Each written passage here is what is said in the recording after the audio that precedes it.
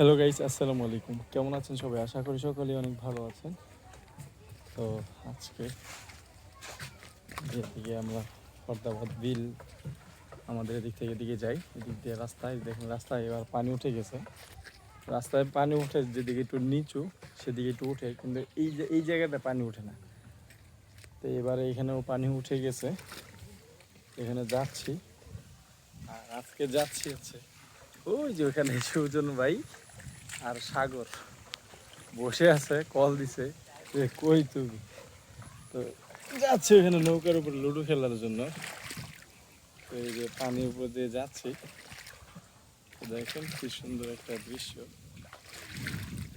আর এখানে আমরা খেলবো যে মাছ ধরার যে নৌকাগুলা, সেই নৌকাগুলোর উপরে বসে বসে খেলবো।